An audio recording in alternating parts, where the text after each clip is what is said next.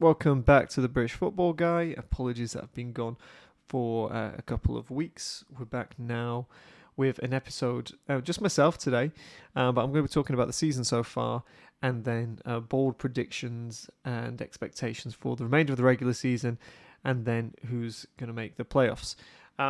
So, I'm going to start with running backs as what a year it's been for them. It's been painful.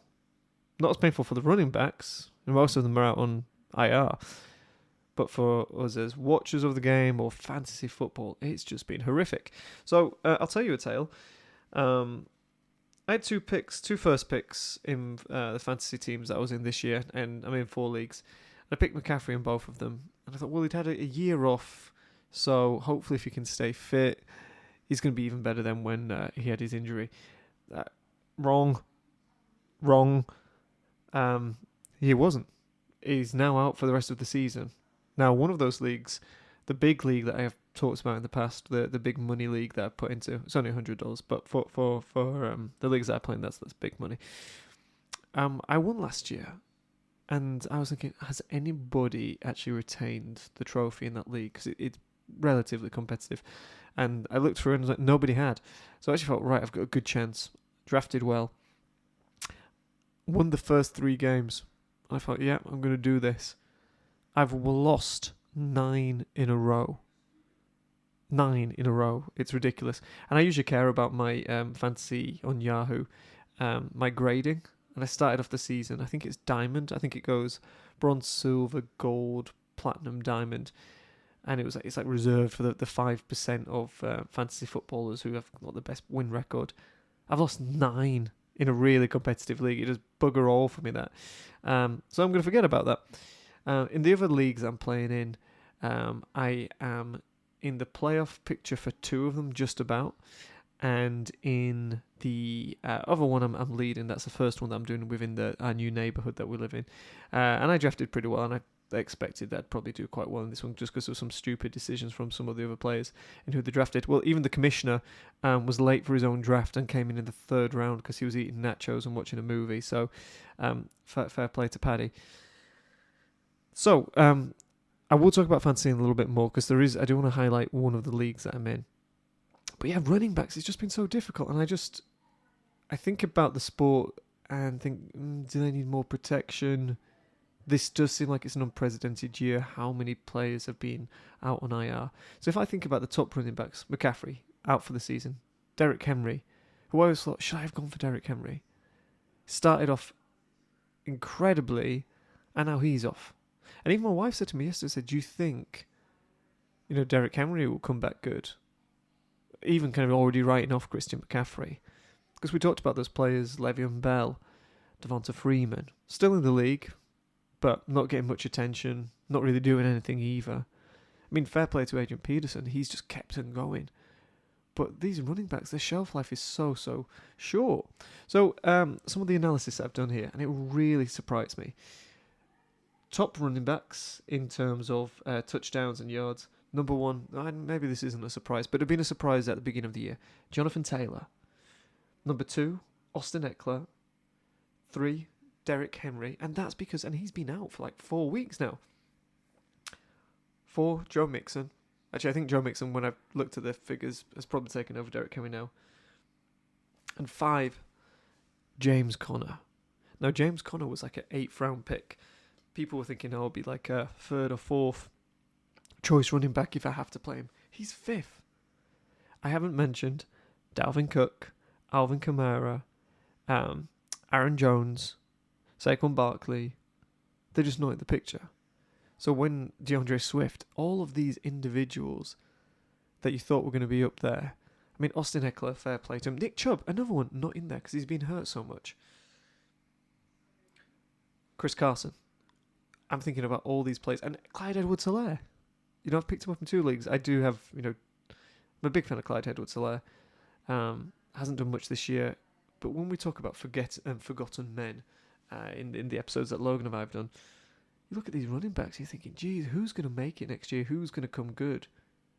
Because of the shelf life, it's so short. Maybe they're just taking bigger hits. I don't know what it is. But this year it has been untenable for these players, which has led me to think next year in one of the fantasy leagues that we have with my wife's high school friends, which is called Arizona Royalty, there's only 8 of us in the league, and we've struggled to pick up running backs. I mean, look, Josh Jacobs isn't even in that. So he's had some injury time out as well. Just keep on thinking of them. There's bloody loads of them. Even the Rams, I don't think they had... Henderson's been out. Cam Akers. There's so many. Even before the season started. And I don't know if that's anything to do with COVID. But regardless, what I'm thinking for fantasy, and I think Logan and I are actually going to do an episode of what could we add to fantasy football to make it a little bit more exciting in terms of different rules, what you can different points. But in an 8-person league, the smallest league you can have, I'm considering having 1 running back spot, 2 wide receivers, 2 flexes, and a tight end, just because of the running back situation. Tell me what you think about that, because I know, especially for the 14-people league and 12-people league, that might actually... Well, I mean, there's people I'm picking up, and I probably could have a shot at running back this year. But I'm just looking at the running backs now and thinking, well, who's going to be number 1? Well, number 1 next year will be Jonathan Taylor. And I'm going to talk a little bit about MVP. That might be a nice segue. But who is going to be that number 1? Who's going to be picking? I think next year is going to be so interesting to see who picks number... Like, I think all the years I do mock drafts, and people say, oh, it's going to be Saquon, it's going to be Christian McCaffrey, who's going to be the number 1. I don't know how it's going to go this year. Maybe Jonathan Taylor? I think it probably will be Jonathan Taylor. But who'd you pick after then? Who's safe bets? I had a look at kind of my teams, and I have Deebo Samuel in 2 of my leagues. I've always been a big fan of Deebo Samuel. He's number 10 in highest point scoring. That's including quarterbacks, running backs. He's number 10. That's incredible. He wasn't picked in the first round. He was picked probably in like the 3rd or 4th round, if not later. So it's been a crazy year. So I'm really interested to see who goes for what next year. Pat Mahomes got picked up really early, in, as always, as the first quarterback, but in the first round. He hasn't had a good year. I pick up Travis Kelce, and he was going in the first round. Not the best year either. I'm actually interested to see who's actually had a good year. It's probably just a New England defense. They're the one that seems to be winning games for people. But yeah, interested to see who you think is going to be, number 1 pick, or just in the first round of draft next year. Because running backs who you usually go for, there's a lot of running backs that we don't know what's going to come back with in terms of the injuries. Saquon being one of them. I think Christian McCaffrey, 2 years out pretty much. That's incredible. Going to lose a lot of faith in him, especially from the fantasy side. And then Derrick Henry as well. So we'll have to see. Maybe there's some, running backs that are coming through college and might be in the draft. We'll have to see. All right, well, let's talk about MVP. That'll be a nice segue. So I was mentioning Jonathan Taylor. I always thought Jonathan Taylor from Home Improvement, if anybody remembers that show, with Tim Allen. Jonathan Taylor Harris, I think he was double barrel. But anyway, not that Jonathan Taylor. He's done incredibly. And I remember looking at some of the previews, and it just didn't look that favourable for him in the Colts offense. But here we are. I think he had like a 4 or 5 touchdown game a couple of weeks back. He's just consistency is incredible, and so is his yards. And really, the Colts, they're not a bad team, but are they going to be in the Super Bowl picture? No. But who else would be an MVP? Usually it's quarterback. The last running back or other player that wasn't a quarterback to win the MVP was back in 2012, and that was Adrian Peterson. Before that, it was, I always butcher this, but Tomlinson. I think that was 2007. So it's probably like in the last 20 years there's been 2. But I think this year, if you are making a bet or just thinking about it, Jonathan Taylor's got to be up there. The other contenders that you're looking at are Brady, who's, the Bucs have done okay. They had a little bit of a blip. I think it was like a 2 or 3 week slide, and then they've won again. So Brady, obviously with his age, now he's 62. He's still doing well, which is all respect to him. Kyler Murray, I think he started off the season really hot, but Cards have been pretty smart with him. They know they're in a good position for the playoffs. Obviously, they want to kind of get that 1 seed spot, but hopefully he's coming back this week Dak Prescott, again, Cowboys started really hot. They've had a couple of blips. I think, I can't remember the kid's name, that came in and they actually beat, who was it? Dang, I can't think of it. Maybe it was the Vikings. But Dak hasn't really performed. His best performance has been on number 9 mattresses on the TV commercials. And then we look at Allen. I really like Allen. I think he's a great player. But again, after the Bills beat the Chiefs, I was like, this team's dangerous. I thought the Bills could go all the way. This is going to be the year. But I think with Allen, just, again, if he doesn't perform well, the team doesn't perform well. And then the other contender, maybe Lamar Jackson as well. And again, inconsistent. Mahomes, just not in the picture, which is crazy to think. It's like saying LeBron's not in the MVP race for the NBA. So you look at all of these individuals and you've got to think consistency. And when I'm thinking consistency, I think there's only one choice. So Jonathan Taylor, who's been a bit under the radar, I think he's going to take MVP. And, fair play. I think it would be great to see a running back get MVP. Okay, let's switch and segue to betting. And I did start doing the betting previews. And I'll apologise, mainly because I was struggling to get an episode out every week. But also, all my bets just went to shit. The first few weeks seemed to be a little bit more predictable in terms of where there could be an upset. And I did well with some of the betting incentives, and I'm going to be up for the rest of the year. But I stopped. I think this was the last week that I did, and I was like, you know what? I'm not going to put any more money into this because I've just lost for the last 3 or 4 weeks straight because it's just so unpredictable, some of the games that we've had and how they've gone, and it just seems a bit of a weird season. Never have I had, I think, 4 weeks straight, or 4 weekends straight, I'll say, where none of my parlays have come in. I mean, like good, decent-sized parlays.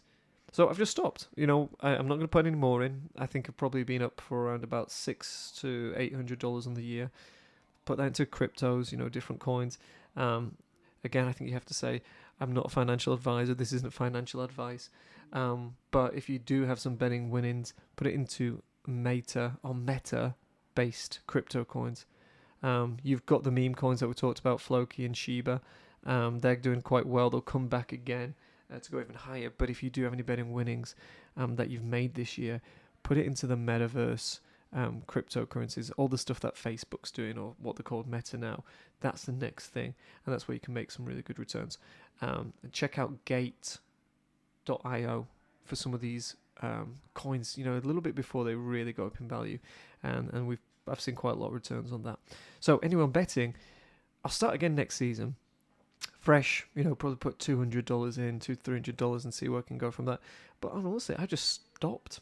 Just thought, nope, not enjoying it. I might put in, another $50 for the season and see if I can make some winnings. But if not really going to be too fussed. Got fantasy to concentrate on. So bettings, I'll come back next year with that. But I did want to talk about a fantasy update. So I did tell you kind of where I've been in some of my leagues, and I want to talk about 2 leagues in particular.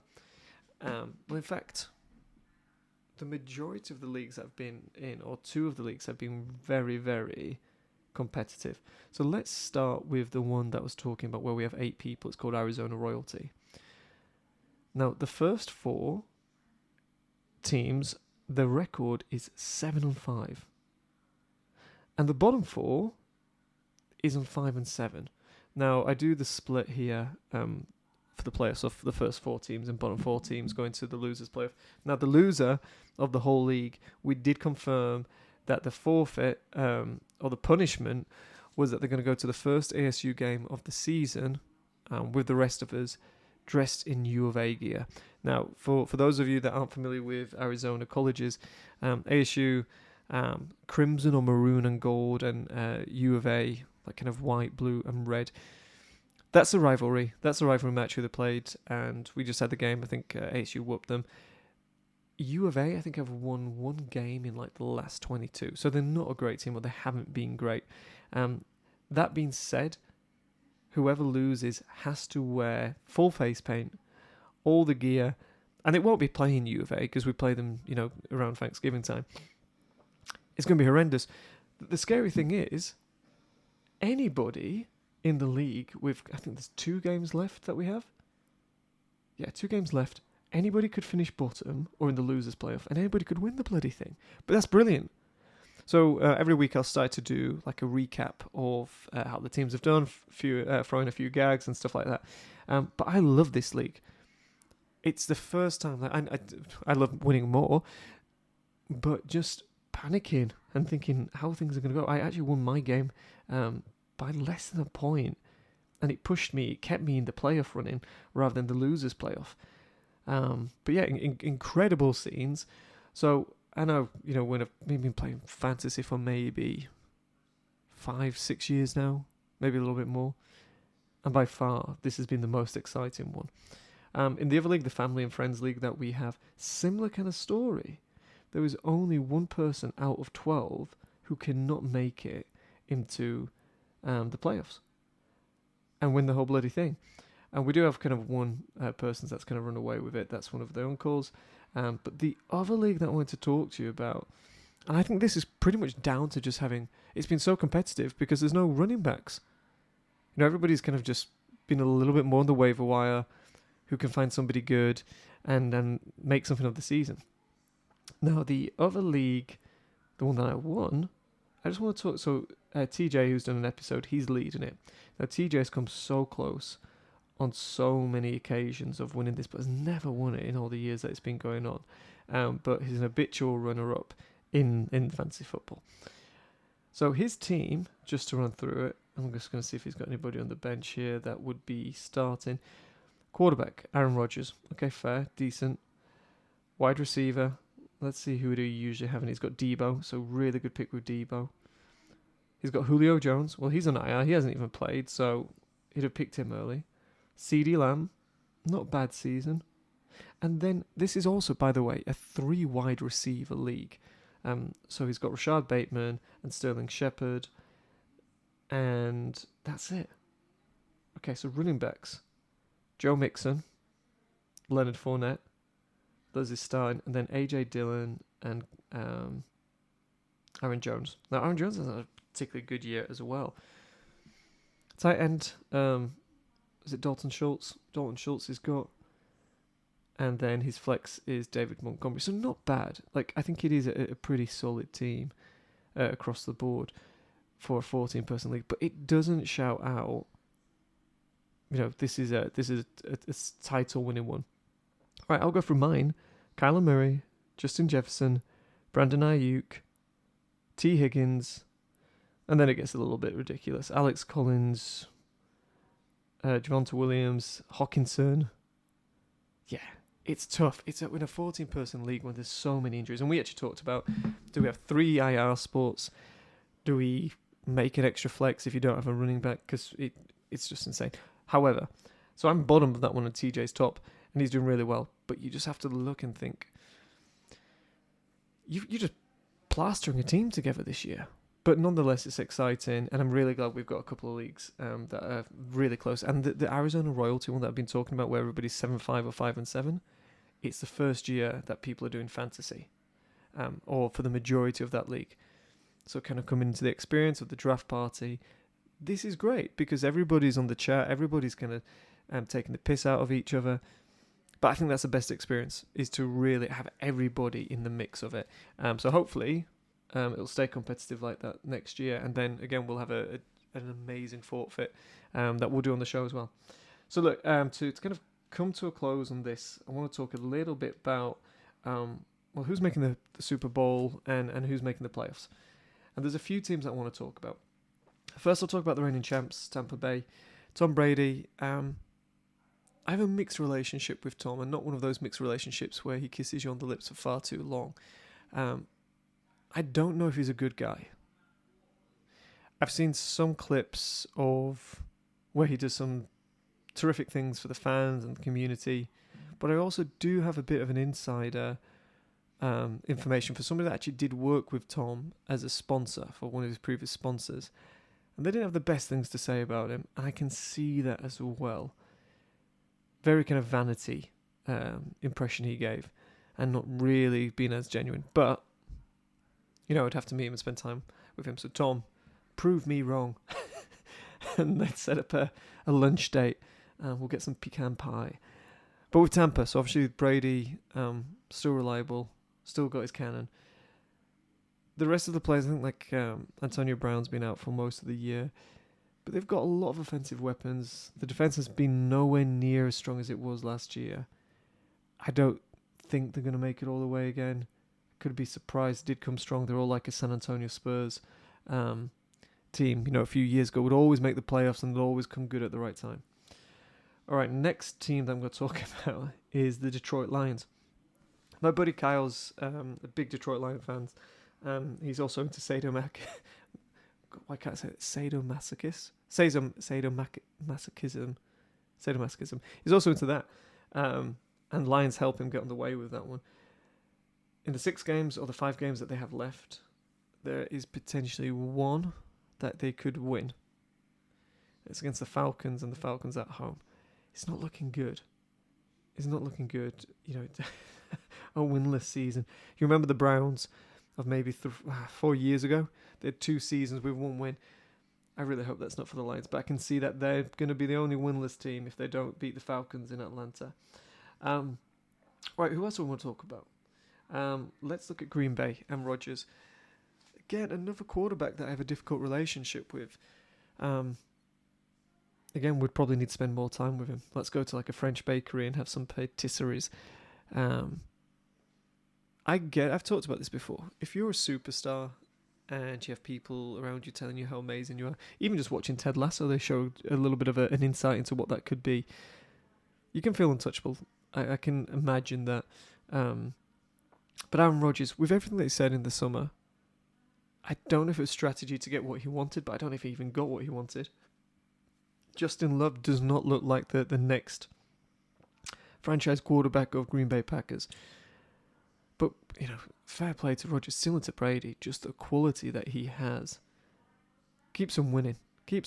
And Green Bay, I think, are looking pretty dangerous, especially if Aaron Jones comes back healthy.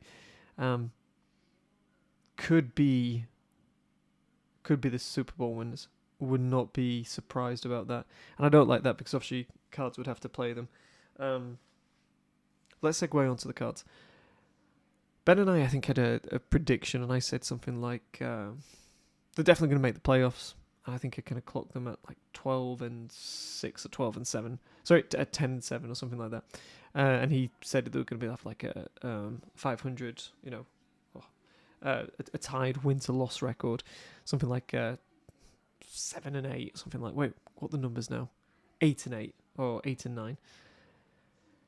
Well, look, they've got a lot further than I expected, and he definitely expected. I do think they're going to go into the playoffs and pretty far.